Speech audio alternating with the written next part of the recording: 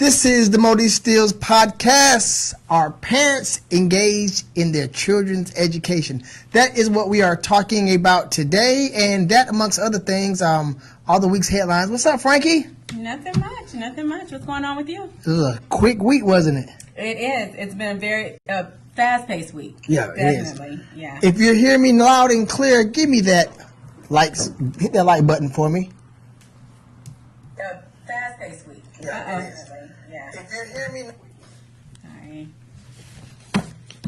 We're getting it together. We're getting this together. We're We getting Gucci? better and better. Okay. But yeah, very fast-paced week. A lot of things happening in our beautiful land of the free, home of the brave. That's what you're calling it these days? Yeah, but let's get with our talk about our sponsors and everything real quick. Right, absolutely. I mean, because it has been a busy week. But first, we really need to thank our sponsor for tonight's podcast. It's Tax Now.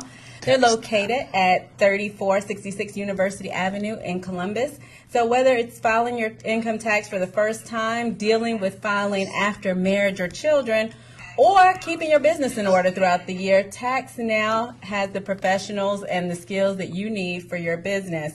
The Tax Now professionals have over 10 years experience and are military tax experts. Tax Now, ready to serve all your tax needs year-round. Give them a call today, 706-940-0264. You must have did this in another job or something. You just sound so professional. Like. Yeah, I mean, I've had my time. I've done my time on the stage overnights at the radio station. I worked for Davis Broadcasting. Okay. For those who don't know, I was the news director there and co-hosted the morning show with Michael Soul, and we were always number one. Like we were just number one. Okay. I hear that. Well, my name is facts. Yeah, my name is Terrence Flowers, and I'm a videographer, photographer, sound guy. I just do everything. I currently have a documentary called The Other Races. I almost got 1 million views. We have 100,000 views from 1 million views. And it was filmed right here in Columbus, Georgia. I'm involved in many projects. I got one called the City of Silence coming out. It's a documentary about Columbus during the Civil Rights era. I just do a tons of stuff, do ads for different companies and different brands. So that's a little bit about me. Let's get into what we got going on today. Yeah, because it was a very busy week. We know we got shootings, executive orders, canceled debates, everything going on this week. Oh, man. And so we're going to jump right in. Part of what we wanted to do, I think, when we talked about this podcast was that we really wanted to have discussions that really furthered the conversation, and it wasn't just the usual back and forth and I'm with Trump, I'm not. And, we really wanted to have conversations that help people to move forward. So maybe tell a little bit about why you wanted to do this podcast, too. Definitely to make people more aware how things are now with popular media. They're definitely leaning either one way or the other, whether it's Fox or whether it's CNN. They have their agenda set for the American people, and pretty much people who watch Fox are stuck in their ways, and people who watch CNN are stuck in their ways. So I just wanted to provide another platform to people to get honest reporting, and also, our points of view to a certain extent, but also to make your own mind up to once you digest all the information to what you think is really going on in our country. Right. And our city, because a lot of the topics we touch will be influenced by Columbus, Georgia. Right, and I think also just bringing those national headlines home and realizing how it affects us, because, everyone does have an opinion on what's happening in the world as well as what's happening in our community. And let's just be perfectly clear, you're going to hear our opinions because, that's why we're not a news. We're not news. This is a podcast. But we ain't going to lie to y'all. We're going to tell y'all what's real. Yeah, I'm just going to tell you why I believe what I believe. Terrence will say why he believes what he believes, and we're going to hear from you guys and hear why you believe what you believe. So it's just dialogue, and I think that's important. Okay. Yeah, okay. Let's get to the Kentucky thing. All right. So is there a race war brewing in America?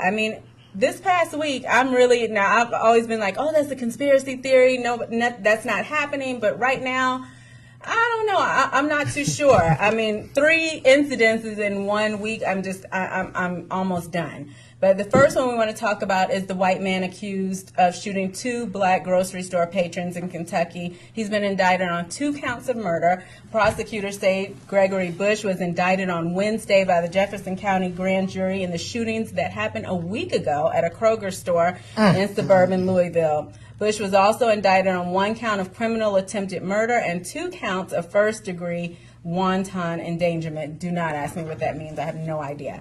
But we're still going to talk about this. And of course, the victims, Maurice Stoller, 69 years old, was killed. God bless him. God bless him. In the inside of the store while he was buying school supplies. Poster board for his grandson was shot in the back of the head. Execution style. That's just I can't. And Vicki Lee Jones, who was 67, was also shot outside in the parking lot.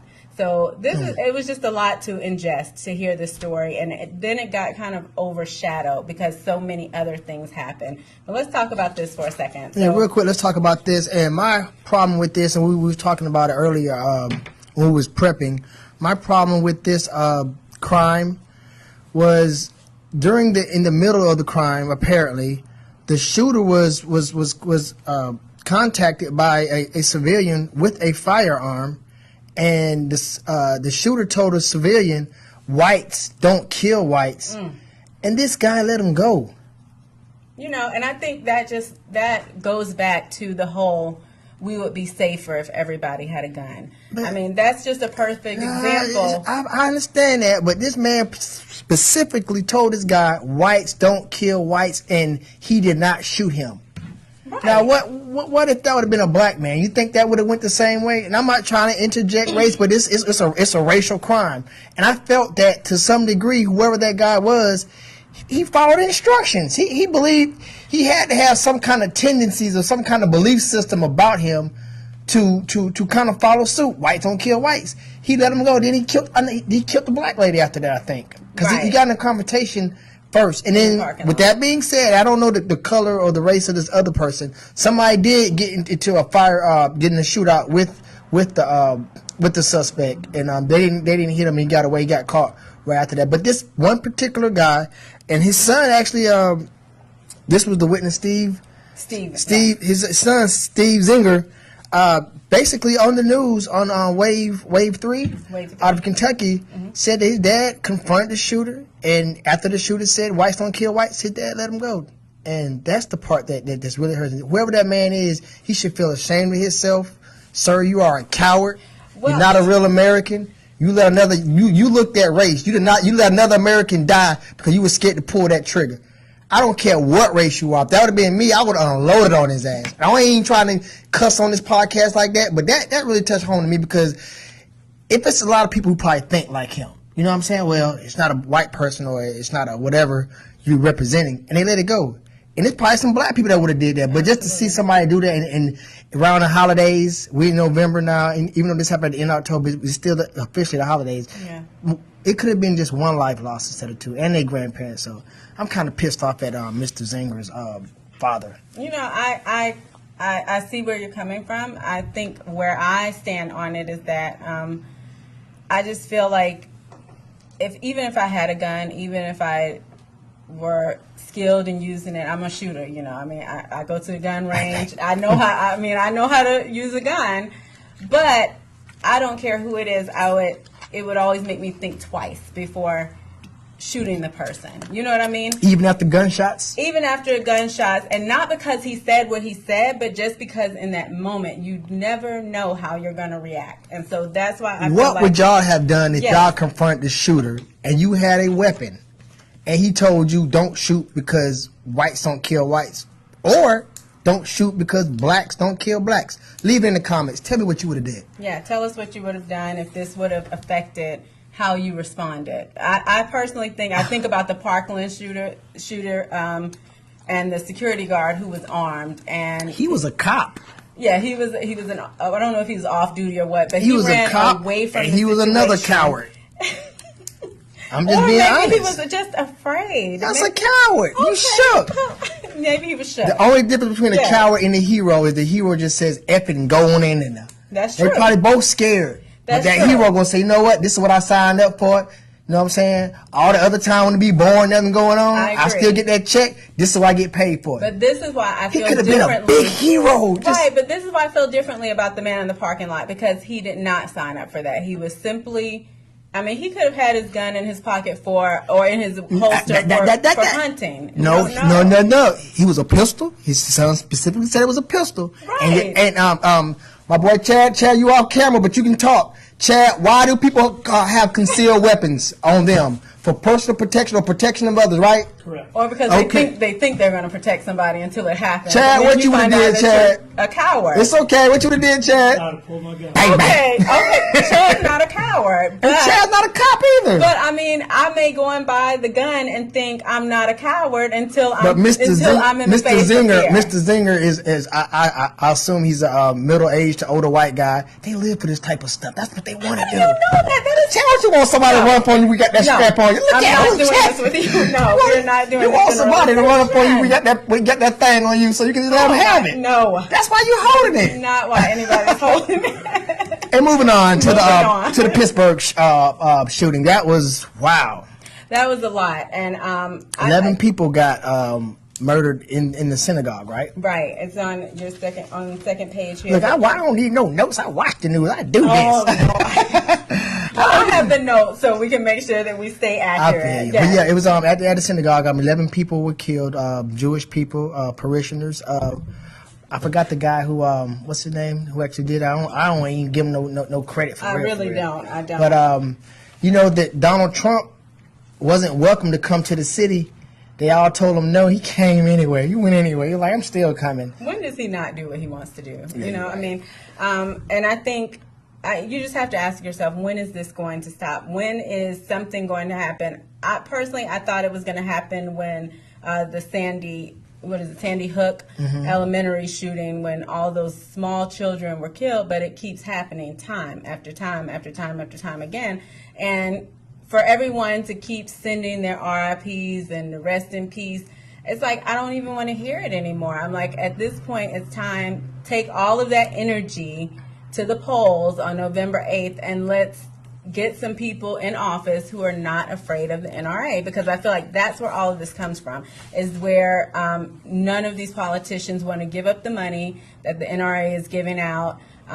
They're like a super catalyst for both sides, for Democrats, for Republicans. They're giving money on both sides so they can always stay in control and keep their interests at the forefront. And they have a lot of money behind them. And so until, politicians say, forget it, we don't want this money, that's the only way this is going to stop. Do you think the AR-15 is should be banned? Yes, I feel like there is no logical reason why anyone needs an assault rifle. Outside of military or security, law enforcement and stuff like that. Yes, and law enforcement, I don't understand why.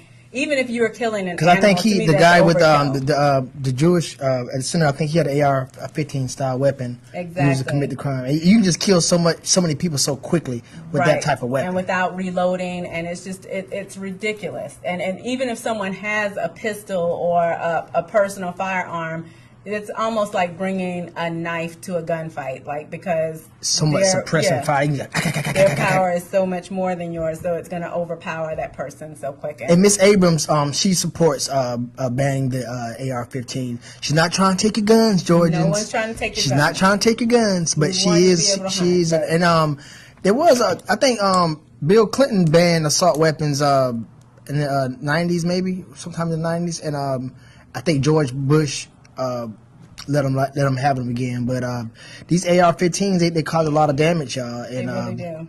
You don't need that type of stuff to hunt deer. You can use a 30-06 or something. I know you know about that stuff, Chad, huh? Yeah. Right. That's a good deer rifle, 30-06. And the round's probably bigger than the AR round, ain't it? If you can't shoot the deer with a regular gun, then maybe you need to go back to the shooting range and get yourself together before you go out trying to shoot. You don't need those type of firearms. I just feel like you don't need that. And I think another reason why just going back for a second, why I started all of this with saying, is there a race war brewing? Because what we also have found out in the days since all of this happened is that right before the shooter in Kentucky went to the Kroger store, he actually attempted to enter into a church, a predominantly African American church. It was locked. See, but kudos to the church people because they've been locking their doors lately. Absolutely. And after the thing happened in Charleston at the Emmanuel. And Church. they said if it had just been an hour earlier, everybody was there. Yeah. Everyone was there. And then even in Pittsburgh, they said because of a conflict one of the children had, none of the children were there, but they actually had a children's service that was scheduled on that particular day, on every day that, on that day of the week. But because of a conflict of a birthday party or something, all the kids were not there. And because they would have actually been in that sanctuary as well. And what all these people have in common? They Trump supporters, or they lean into the right. Yeah. They were trying to distance Trump I don't from even say lean into the right. I say they are Trump supporters. They were trying to distance the other guy, but I think he supports Trump. But he was like Trump's stepson, son-in-law. He shouldn't have him around because he's Jewish. Yes, and his daughter's actually I think she's converted to Jewish. So he was like so far to the right. He was like pissed off at Trump or whatever. But the climate in our country, due to our president, I don't care what nobody says, he's made this climate in our country just I've never seen it like this in my lifetime. It's everything is just white and black nowadays, and it's sad because I remember just growing up as a kid. I remember I used to play at white kids and everything. We didn't see it like that as a child. It's like we're going backwards almost. Exactly. And with the news cycle going on, and they just try to highlight, and I guess we kind of do it in a way too, but we just bringing light to what's really going on. But they hammer you with it all day long. White, black, Mexican, Hispanic. I mean, they don't even say anything about the Asians too much. That's who's making all the money, them Asians. Some of the trade policies that we got with China and stuff, and if you're a person over here who got the plug, I'm just being real. Y'all know y'all girls be getting that hair and all that stuff from China. China's I'm just keeping it 1K. China's a big player in this, and they are, yeah. Some of the practice we got economically with them, if you're in the right circles, you can make a lot of money. So the war ain't against us as a people. It's the rich against poor. We got way more in common. I feel like I got way more in common than the average white guy than I do with a rich black guy. I'm just being real. Only thing's different is the color, but. We both probably pissed at our wives. We got these bills, these badass kids. Everybody got the same problems. I guess I'm just of the philosophy that Trump didn't start racism. That he's just riding the wave of it. It's like he's pushing it forward. It's been here. It's been hidden. And I think Khalees put he put a post up yesterday, and it was so true. And what it said was that. Racism isn't just happening, it's just that it's being filmed right now. I agree with that. And that's the difference, because we know it's been happening from generation to generation to generation. I have a mother who sat in at the Bradley Library in order to help segregate and give us the rights to be able to go into the library, even right here in Columbus. So to me, I feel like, this is something that's been happening the whole time. The only difference is now we have camera phones. Everyone is quick to pull out their phones and film what's happening, but it's what's been happening anyway. I agree. And the bomber, the dude sending and Trump, to me, getting back to Trump, and people on the Columbus concern page, they call me a Trump hater. They call me all kind of names, but I don't care. Y'all president, my president too. But no, he's not. He's my I hate to say it. He's a president of the United States. I'm a proud American. And I'm American. He's a president of the United States. But he's the cause of all this, because I just can't visualize from Ronald Reagan. That's like the earliest president I can really remember. Right. To Bush, to none of. I can just fathom them saying some of the things that he says out of his mouth. He was like, after this bomb stuff is over with. They sent this guy, what's the guy name from Florida? He sent bombs to our president, President Obama. He sent to some people in Congress, and for Trump just to wash it off his like it's nothing. That's crazy. And to try to make it, and then even kind of doubled down on it, and then said that it was some kind of ploy of the Democrats to kind of, I guess, until they found out it was a Trump supporter. Until we found out it was a Trump supporter, but who all did he send bombs to? to the former Secretary of State Hillary Clinton, former President Barack Obama, Joe Biden, our former Vice President, also the former CIA Director John Brennan, and the former Attorney General Eric Holder, Robert De Niro, which I don't know where. Robert De Niro, actor. He's a Trump critic. Yeah, he is a big, and that was the common denominator between all these people. Actually, he sent 2 devices to California Democratic Congresswoman Maxine Waters. Maxine is what I call her. Hey, you mess with Auntie, we gonna ride now. Senator Cory Booker, who's also a Democrat, James Clapper, who is the former Director of National Intelligence, and of course, who I like to call our future first female president, Democrat Senator Kamala Harris, was also on like the list. Kamala. I love her. Yes, I love her. But none of these devices went off. But the point is that he was definitely targeting, and this person was from Florida, which, I mean, we all know about Florida people. It's just crazy on top of. But once again, Trump's rhetoric, especially at these rallies, if somebody has an imbalance, because it's crazy people do stuff like this. Mm-hmm. But if you have the imbalance and you hear your president saying, do this to reporters, this is fake news, because they sent 2, matter of fact, I want to say they found one today, or maybe yesterday at CNN in Atlanta. Yes. So I don't know if the same person sent these bombs or not, but when you hear your president of your country saying it's okay to hate the enemy, and he's pointing out an enemy to you, your mind starts to think crazy and you do crazy things. And I think this is direct effect, the Trump effect, on people who believe in his rhetoric. So. Right. So I guess what we want to know now from you guys is, do you think that this was a planted story by the Democrats to cast a negative light on Trump supporters? Nope. Or do you think this was a ploy by the Trump administration meant to be a distraction from the midterm elections as they are struggling to hold on to control of Congress right now? Because, I mean, they are on a hope and a prayer, and it's not looking good for them. Yeah, which leads us to our subtitle before we get into the real deal. All right. The Georgia I got the word on lock now. The gubernatorial race. Okay, all right. One time, if you're going for Miss Abrams, hit that love button, and if you're going for Kemp, hit the like button. Yeah. I better not see no likes on my time. Or better yet, how about the blue heart for Abrams and the red heart for? Yeah, I like that. I better not see no red hearts though. Chad, you better put no red heart on that, Chad. Go for it, Chad. We invite everyone. Blue hearts. Yes. Blue heart for Stacey Abrams. Mm-hmm. Red heart for Brian Kemp. All right.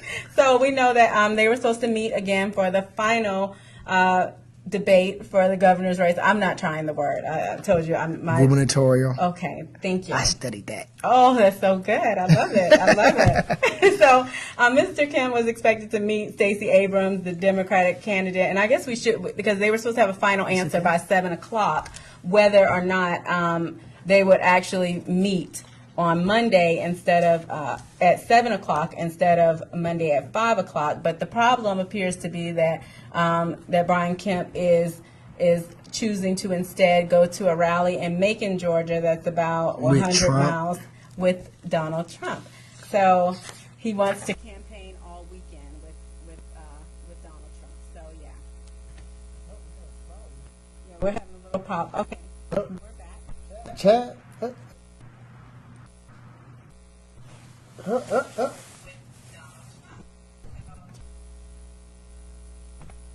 far, what we're hearing is that that regardless of whether the debate goes on or not, that Stacey Abrams plans to be answering questions from Georgians at the hour when the debate was to take place. We're good.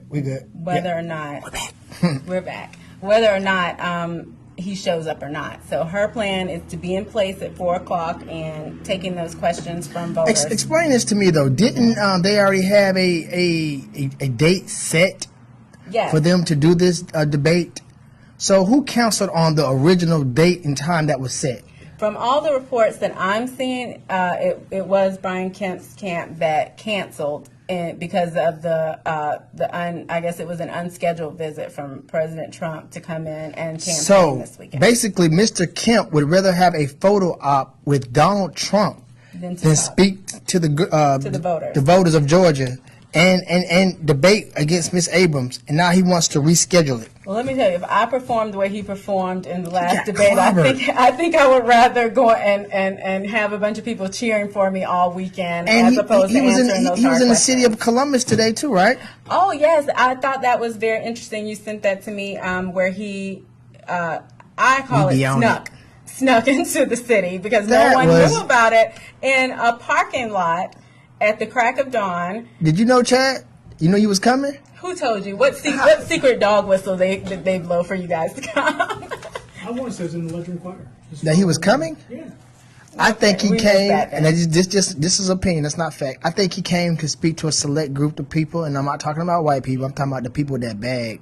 I think this was a thing. He came, talked to his people who put their money behind him, because 150 people in a bowling alley parking lot on the north side, when you got thousands of potential voters in this city, and you only spoke to 150 people, well, Mr. Even Kemp? when you see the rallies where they're moving people off the stage, that they basically racially profile. I mean, and this has been the Republican Party nationwide has been doing, and there's videos on YouTube of them showing where if they are seeing the crowd that's behind the podium, they feel like it's someone behind the podium that's not going to be, all fired up for the candidate. They want that person to move out of camera shot. So, the rallies also be really throwing are that thing right there too. Y'all know what that is, don't you? Chad, you know what that is, don't you?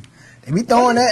You don't know what that is? No, what is that? If you know what that is, leave it in the comments. If somebody's at a Republican or Trump event and they throw this up right here, and you know what it is, put it in the comments right now. I'm going to have to look in these comments. I need to find out what that is. That sign right there is the international distress signal. The distress signal. White power. White power. That's what it means. Do you think Kemp's excuse is valid for canceling out on this? He knew what it was. He said he knew what it was, and it's like they've caught people at even it's one of those congressional hearings. They caught a lady. She was sitting down, and she clearly had she was sitting behind some people, and I bet you somebody texted her and was like, "You're on camera. Throw it up. Throw it up." She popped it up. They caught her ass too. But yeah, that's what that means. I'm done with that. Yeah, but Mr. Kemp snuck in the city, and like I said, with him having all these voters in Columbus, Georgia, he only spoke to a select few people. So, I mean, that's what he thinks about you, Columbus. He didn't even want y'all to see him. I just feel like, how do his supporters, I guess his supporters were there, the people who support him. 150? But, I mean, it kind of speaks to whether or not they feel like they have people who are on the fence that can be turned, because I feel like this last stomp through the state should really be about speaking to those voters who may be in the middle, who may be as on many the people fence. as you can. As many people as you can, whether they like it or not. I feel like if people come, it's because they want to hear what you have to say. And we're going to find out what that bowling alley is. We're going to boycott that bowling alley. Not. Yes, we is. We ain't come to bowl there no more. Y'all had that man up in y'all business like that. We ain't coming no more. I'm going to find out what it is. Why couldn't he come to the Republican headquarters? That's where Stacey Abrams came to. That's how we used to do back in back in my former life. We used to pull up on folks, meet them somewhere, whoop de whoop, snatch the bag, change the bag, whoop whoop, up out of there. That's what he did. You know what? We had a lot of topics, a lot of news that happened this week. Yes, we did. We do have a topic for this week. Drum roll. But still, leave your comments if you want to comment or talk about anything that we talked about in this first half of the show. Make sure you leave it in the comments, and a little later we're going to give you a chance to join the live broadcast. And if you have a question, we want to hear from you, hear what you think about what's happening, the shootings that happened this week. We want to hear your thoughts on our governor's race. We know it's a very important race. Everybody needs to get out and vote. Early voting going on right now, or this week, the rest of this week. So make sure you get out and cast your vote, regardless of who you're voting for. You better not be voting for Kemp. Crazy as hell. Vote for what you want to vote for. Okay. Are parents involved in their child's education? That's we talked to a school official earlier this week, and we decided to touch bases on this subject because and I was telling Frankie, and I said I wasn't going to use Ray Ray, but Ray Ray is just like the perfect name when you describe things. So I'm going to say Ray Ray. Okay. Lil Ray Ray, we be playing for the Eastway Cherokees, and he's a good running back. And his mama will buy the shirts. She'll buy the matching shoes. Okay. And everything for Lil Ray Ray. Cause Lil Ray Ray be making touchdowns. Everybody in the family have on this Ray Ray's sister, this Ray Ray's little brother, this Ray Ray's mama, Ray Ray's auntie. Everybody got shirts. They supporting Ray Ray. They are support. I mean, the support is high for sports. For sports. But when Dawson Elementary, I'm just saying Dawson because that's my hood. When Dawson Elementary throws a PTA meeting, it's empty. Them same folks, Lil Ray Ray school now. Right. They don't support that, and we trying to figure out why. So you can leave these in the comments if you have any suggestions or any reasoning why people don't know if that's because they do more activities for their age, or if it's because we Gucci. Yeah, we're good here. Okay, I don't know if it's because of her age, or I don't know if it's more so that my son, maybe they do less activities. Yeah. But I definitely find myself doing more stuff with my daughter than my son. So, and my son was, before he got injured, he was involved in sports, and I was there for that. So I'm humbling myself, and I'm in saying that I'm not just picking on one group or demographic of a person. This is something that I do personally as a parent. So we trying to figure out, what's the cause, why we don't support. And with that being said, my son also got a $10,000 scholarship through Reach, and I've been there for all those events with him. Not because they gave us 10 bands, but because it's a proud moment for our family. Exactly. With my son, very, very high prestigious academic achievement that he's done, and I'm so proud of Dimitri for doing that. So every every event they have surrounding that, I've been there.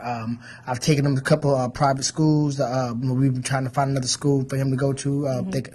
Thinking about pulling him out public school. I don't know if we're going to do that or not, but I've been playing an active role in his education as well. People think I wasn't doing nothing, but what are some of the stats on this phenomenon about supporting our kids in school? Well, let me say congratulations to your son. That was awesome. Yeah, that's awesome.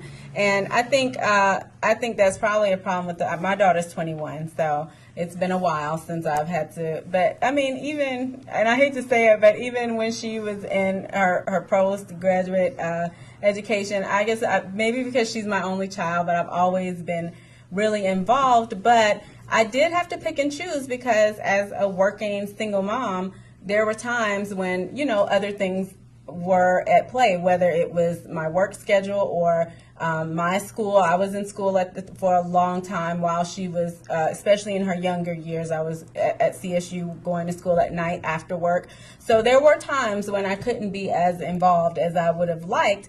But I feel like what you do is again, it's about balance. It's about picking those times and having a great support system. So, big shout out to her grandmother, Miss Lottie Mae Walton, and my mom and my grandmother and my sisters. It was always something. Hold on, I gotta get Joanne. Okay, Joanne Oliver, so a shout out to, because my mama is hands on, especially with Trinity. She gonna beat up. Miss Oliver gonna be there. They know Miss Oliver. Yeah. Can't leave my mama. You can give Lydia a bookmark, and they was all gonna be there like yay or whatever. And it's good that some kids have parents and grandparents that still that support them. But why do you think that some parents don't support their kids' education as much as they do, the sports or the other extra school activities? I mean, let's just keep it real. It's fun.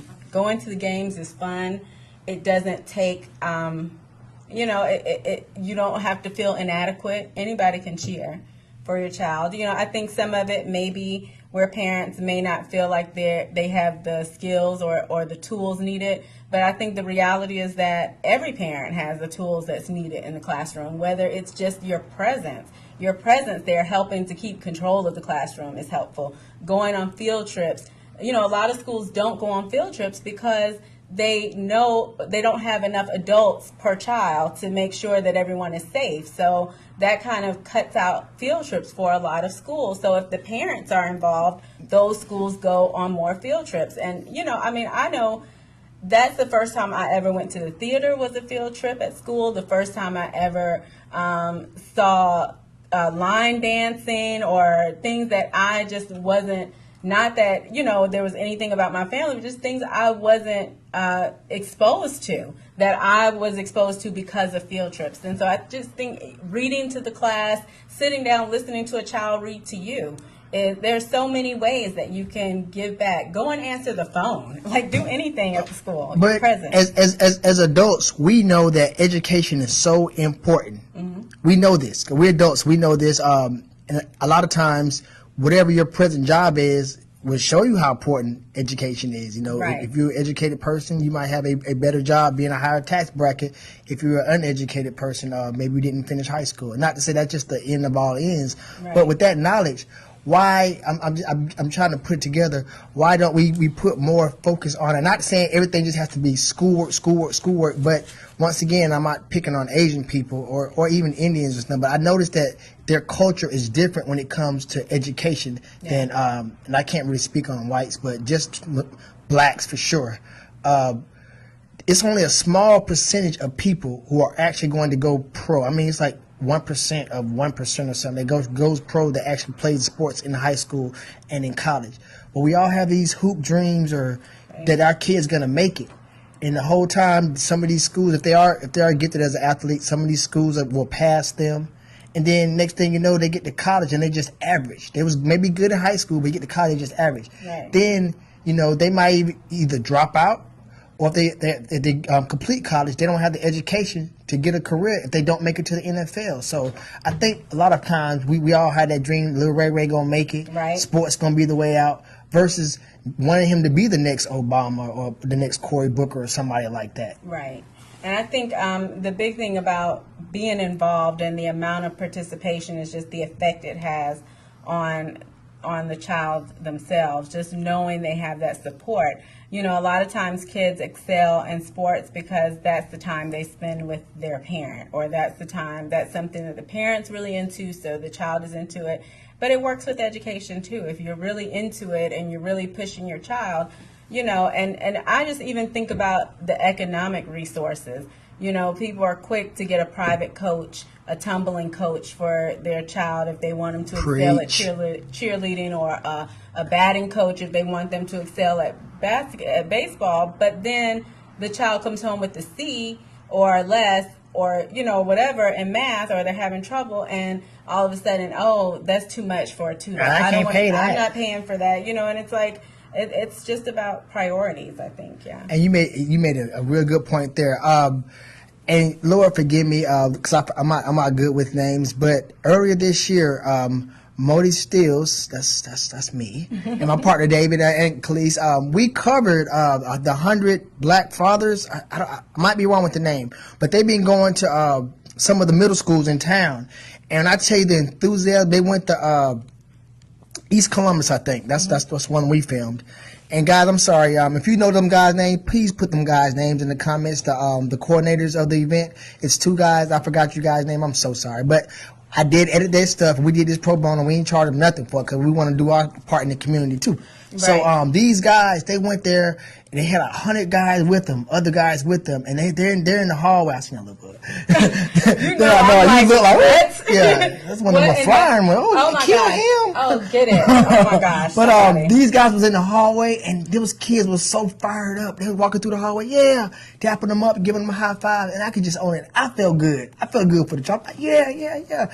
And just imagine just feeling that way, even if it was just for a second. That's a feeling that those kids would never forget. We have to support those kids in the hallways the same we do as the football field or the basketball court. So exactly. What are some of the stats that we got from some of the PTA engagement? I think some of the biggest stats here was how parental involvement in schools and some of the trends as measured by attendance at general meetings, parent-teacher conferences, or a school or class event, or by volunteering in the community or on a committee for the school.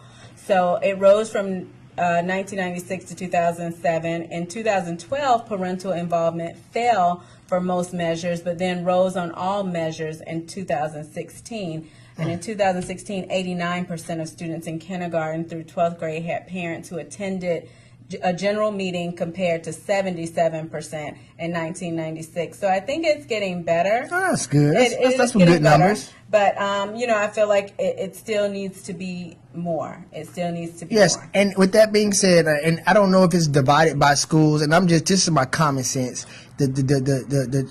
If your school's in the low poverty area, it's probably gonna be less participation. Right. But every time I go to something with Trinity, they had the daddy breakfast and stuff like that. The guys show up, the dads be in there. I mean, we be in that thing doing it. So we get Muskogee County schools. I'm sure that we have to be above that national average because, like I said, every time I go to an event, daddy read with the kids or read books with whatever they're doing at their school, it's always packed. I can't even find a parking spot. So kudos to the Muskogee County school district for making that happen. And I think where the big disparity comes is when you start talking about the percentage of parents that actually volunteer. So that's them coming to meetings, coming to parent-teacher conferences, and things that are planned. But I think when you talk about the parents actually volunteering, which is what really pushes the school forward when they have those volunteers because, it relieves the teachers a bit. But we're at 43% had a parent who volunteered or served on a committee at a school. And so those committees and those volunteers are where it's kind of lacking and it needs to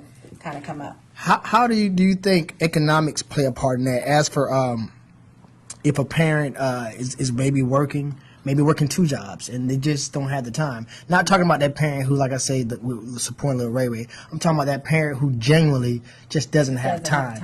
Do you think there's a lot of pressure put on teachers? Because teachers, they go through a whole lot with these children. They're basically raising our kids now. If you can't be active in your child's life, go to those meetings, volunteer your time for your school. The teacher is basically raising our children.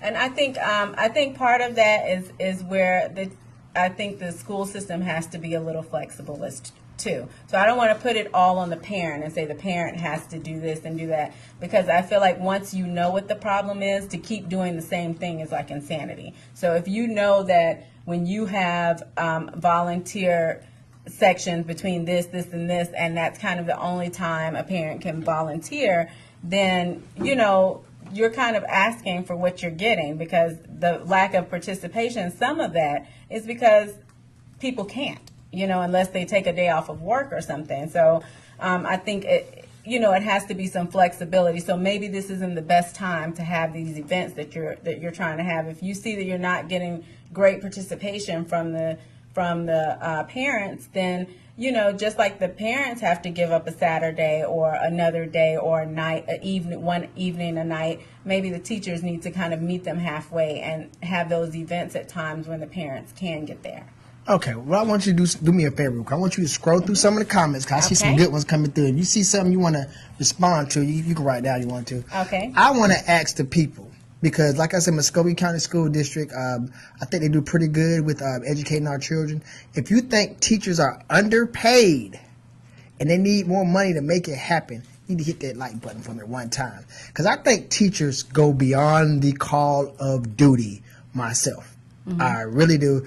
They deal with these kids. They tell you your kid bad. You like, nah. But the same kid that they say bad, he bad with your ass when you're at home, too. He won't do what you tell him to do. So why do you expect for him to do what the teacher tell him to do? These teachers, they have programs. They have, and not calling out Kendrick, man. Kendrick had something to the effect of if you came in and brought some canned food or something for extra, they would give you extra credit or something, anything to help get these kids engaged in education.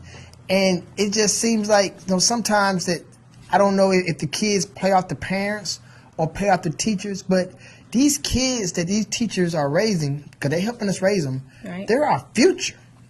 When we get old and we need help, these are the people who are going to be the movers and shakers in our lives. So, we have to dig deeper and understand as parents, we got a whole lot of responsibility, but we also have to trust and understand. It's like a relationship between your child, you, and whatever school that they go to. They got school counselors, they got the principal, and you don't want to go to assistant principal. The assistant principal is involved. There's some trouble. but even the principal. If you just, and I did this, and I'm in all honesty, I keep it 1K and I keep it 100. I haven't done it since, but about a year ago, what I did was I went to all my kids' school. I just popped up, just bust up in the mother. And they were surprised, especially my boys. They were like, "Oh, what you doing here, Dad?" You know what I'm saying? They were surprised. But it makes teachers and school officials look at you differently when they know you in your child's life. They know what parents are in their child's life. You know what I'm saying? They know who's showing up, and they know who I'm not going to say care, but they know who's involved. And if it's a child and their parents are not involved and they never see them and they don't know them, they're going to treat that child differently. And they're not going to do it consciously. I don't think they're going to be like, I'm going to just treat him mean because his mom and dad don't show up. But it's going to be like, I'll save these and spare those, let those go. So, you're doing your child a disservice if you can't, at least maybe once a semester or twice a semester, just pop up sometime. Just show up. And like I said, I haven't did it this year. This year, is well into it. And I'm going to try to. I really am. I'm not just going to say, I'm going to just do it because I am busy and I try my best to make ends meet for my family. But I know that engagement, that being involvement, it makes children feel good. Like with those fathers who went to East Columbus and those kids, and everybody was all smiles. It might have been a kid having a bad day. It might have been a kid who was hungry, didn't even eat that morning. Right. And going to that school and seeing all those men who maybe look like his father, just telling him, you can do this. You know what I'm saying? You got this. And they're there with them. And it's encouraging. So. Yeah. So we do have some comments. You got something?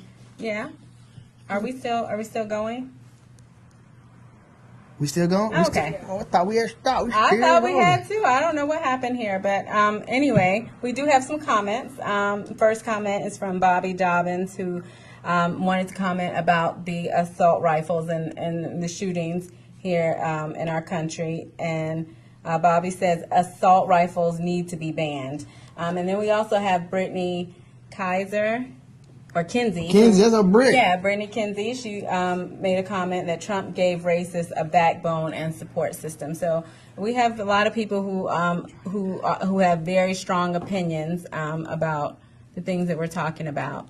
And then we also had Brick Crowell, who said, putting a ban on assault weapons will not stop anything. Guns don't kill people. People kill people. If a person has the mind to shoot up a building, I'm pretty sure his focus will not be on obeying a gun law. And that's true. That's true. Yeah, I mean, if someone has that in their mind, whether or not they can legally carry a gun or whether or not, people are, they've gone through the process. A criminal going to do criminal things. Yeah, a criminal's going to, and a crazy person is going to, because why can't people let me say something about that. That's a valid reason. I'm going to go back to the streets. If it's a drought and a drug dealer can't get drugs, regardless if he's a drug dealer or not, if it ain't no dope, he can't sell it. So right. If ain't no guns, if it's a ban on the guns, he's still with it. Regardless if he's a criminal, if he can't get to the guns, he can't commit the crime. So I mean, it's two ways you can look at that. And we could also look at it from the point of view that if people get illegal drugs now, they still get illegal firearms. So just having a ban on them, will that stop anything? Because will they just find a way to still obtain the guns and possess the guns? I think we maybe can look at the numbers when we had the assault ban and see if the numbers went back up when they made them legal again. I mean, I think if you ban something, it's going to be a situation where if somebody going through that much to get it, you just make the penalties real stiff for them. Can we go to the push to call? Do we have any person want to call in? I'm not sure, Bree, if anyone. And we had some people who wanted to call in, and so this is the time. If you have something that you want to share, definitely go ahead and give us a call now. We are taking callers. We are taking at this time. This time is for you. We're not going to ignore your voice heard. you. But and we also have another comment where Bobby Dobbins also said, many teachers will work with you with emails and even will call you if you ask them and let them know your situation. When I worked 12 hours in the ER, 7 to 7, I was not able to attend, and many of the teachers would call me. And I think that's true. Absolutely. You just got to get engaged. It's more than one way to be. You don't have to physically be. And thank you, Mrs. Mama D. I call her Mama D. Okay. Yeah, thank you, Mama D. You don't have to physically be there. With technology and everything now, it's other ways that you can interact with the parent. I mean, with the teacher. Right, and with the technology, with the text messages and things like that. I mean, just sending a message back, letting them know that you read the message, that that you, whatever they sent you, whether it was a progress report or whatever, that you looked at it. I think even that just encourages the engagement, because then there's a dialogue back and forth where instead of sending your child to the principal's office, if something happens, they may give you a call instead of, say, hey, this happened. I didn't send him to the office, but, can you talk to him tonight? And that's how engagement happens. And we don't need to make regressive visits to our school. We need to make progressive movements to the school, meaning that, even if your kid's doing good, just pop up every now and then. I'm asking all parents, once a semester. That's not asking. Just pop up on your kid and see what's going on with them. If you little Ray Ray mom, you make sure you put get you an all age shirt, Ray Ray, and you step up in your kid's school and let them know that you love and you care about them just as much in the classroom as you do on the football field. That's right. Well, I mean, we didn't have any call-ins today, I guess, but That's cool. Next week it'll be after November 8th when we come on next Wednesday, so we'll kind of back on the politics. Yeah, we're gonna have to kind of replay the election and how it turns out. We're gonna know everything we need to know that Wednesday. We're gonna be Monday. What they call it, Monday morning quarterback. Right, exactly. I predict the runoff. I don't think. I think it's gonna be a runoff after we get the 10. I think it's gonna be. Did I get it? Uh-oh. But I'm hoping all of. Oh, Steph. I think I might have. Hey. Okay. Did I mess up? Yeah, we can hear you. Y'all, am I turning this way? Yeah, you breaking up a little. Oh man. Oh yeah. Oh man. Look. There he is. Hey, I'm very. Just first of all, let me say, I hope y'all can hear me. I really just want to commend you for the cast, because y'all talked about some real issues. Y'all did so very eloquently, and I enjoyed listening. Can y'all hear me? I don't know. Yeah, go ahead. Okay. I just wanted to add one point that by the way, my name's Dr. Lawrence. I'm the assistant principal at the undefeated Aaron Cone Middle School. All right. And I just really wanted to say that parental engagement looks different. And it's important that we keep that in mind, because what one community might consider to be engagement, another community might not consider to be engagement, and it's a lot of factors. It's cultural, it's socioeconomic, it's a lot of things that play into that. And so what I want to urge any educators and parents especially, but educators too, to really be creative with the way that you try to engage parents, because everybody do the work schedules and things like that. They might not be able to actually physically show up, but they got emails. There's texting apps. A lot of people are afraid of this, but I got several of my teachers who have teacher-made social media accounts that admin can look at, that engages and encourages two-way communication between the teacher and the students. And you can go on, so-and-so's ELA Instagram page and just see what's going on in class today. The teacher might post the assignment. She might post a work sample. So you can, when you weren't good at math, and I don't know if y'all seen the new math that's going on in schools. When you're not good at math, it's kind of hard to help your child with math homework, and there's no shame in that, right? And so finding ways that we can, better help parents grade homework or check for, outside of just checking for completion, checking for accuracy. There's several ways we can engage the community too. And just to parents, it would just be a big help if y'all realize that the school's on y'all side too, and that we are also equally vested in seeing your young child become the most brilliant version of themselves. Um, we are. I saw an earlier comment. A lady stated that we are underpaid and undervalued, but our value doesn't come from uh, uh, outside sources. It comes from the work we get in seeing kids be successful. So that's what we're there for. Try not to shut us out. Parents actively look for ways to engage the school. And there's a respectful way to say to a school, an administrator, that, hey, I'm not being engaged. Can we sit down and talk about some ways that I can have a more active role in my child's education? And I can't name any administrator worth their salt that would have a problem with that.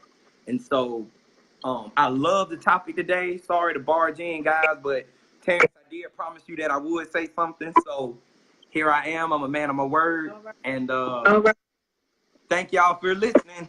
I don't know how to get off this either, so y'all keep me off. Oh my God. We don't know how to do it. All right, appreciate it, T. Thank you. Yes, ma'am. Already, brother.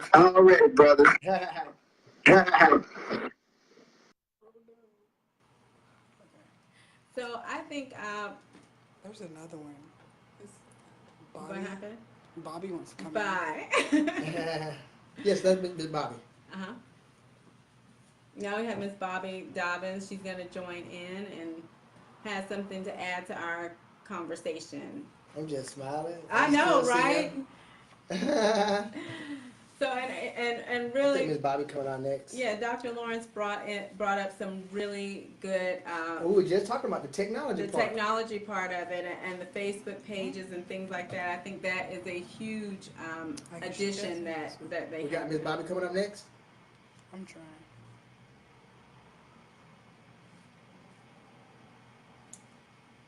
Well, while we wait for her, one of the things, I know there are a lot of things going on this weekend.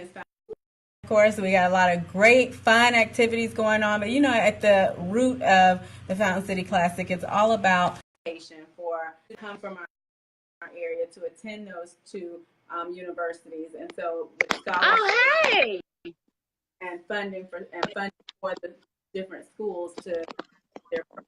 So, anything that you engage in this weekend, you're actually giving back to education while you're having a great time. And then also we have the Let's Grow STEAM X. Both of us participated in that later in the month of November. It's going on the 29th of November at the Columbus Convention and Trade Center, and it's a Columbus Youth and Expo, College Career Expo. and College and Career Expo. Yes, and we're that's going to be great. Miss Dobbins is on the line. Yeah. How are you? Hey, love. How are you? I see you. I'm doing good. How are you? Crazy, but I think I see you. I don't know if it's Hey, babe. I see you. Okay. I wasn't sure how to have this thing work. The one thing I just want to say is, our education is the most important thing. I am a parent of an athlete who's actually at a college right now on a full ride.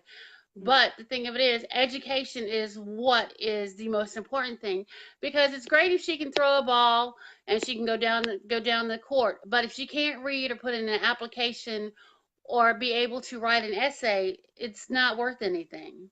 Exactly. She has to have her education, and that's always been the most important. Right, and I think, and what you're saying is I think you'll find that a lot of athlete parents, there are a lot of student athletes. That's what I like to, or scholar athletes, where the students, it's not just about what a lot of parents don't know. It's just about how well they play anymore. Now they're looking at these students' grades. They're looking at their behavior and their conduct. And that's what's taking student athletes over the line and getting those huge full ride scholarships to major colleges. They aren't just taking anybody because they don't want to take colleges have gotten to the point they're not taking risks anymore. No. Like the music industry. No one's just giving it out now. And they're not willing to develop you. They feel like the student should be developed. They should earn it. Yeah, and they should already Because have discipline before they. Because now when you apply for colleges, they want you to have community service hours. They want you to have letters of recommendation. They want you to have they want you to be the full package. Because it used to be when I went to college, I went on a full ride for volleyball, and granted I had good grades, but now if they want you to have to get a scholarship, they want your ACT to be at least 23, 24. They want your GPA to be at least a 3.2 or above. Right. So it's all about education. It doesn't matter what you can do, but your education is what's going to do this. And the thing that we have to do is to make sure that our educators are able to teach our children. Yeah. Thank you so much for calling in. I love hearing that from a parent of a student athlete. Thank you. Who's also Carver High. Thank you. Thank you so much. All right. All right. Well, that's it for callers. And yeah, I think that's going to do it for us this week. Like we said, we have a lot going on over the next week. We still want to encourage everybody to get out and vote. You have until Friday for early voting. You better be voting blue wave. Speaking of waves. Oh my gosh. I told him I'm getting seasick over here with your waves in your hair. Once again, thanks to Tax Now. Y'all come holler at my boy Dabo for y'all taxes. And leave in the comments what subjects or things you want us to talk about. We are super progressive in a way. I'm a little blue doggish, but we want to interact with the community. Things that are important to you. We want to talk about. We want to discuss them. Now next week, Nick Knock. That's where it's at. The gubernatorial. Okay. The race between Stacey Abrams and Brian Kemp is going to be at a head. We'll know what's going on, so make sure you tune in next Wednesday, same bat time, same bat channel, so we can discuss this this thing with the governor. Right. All right. Well, I think that does it. Let's wrap it up. Watching. Thank you. All right. See you next week. I'm Terrence Flowers. I'm Frankie Foster. Toodles. And we out. Cut.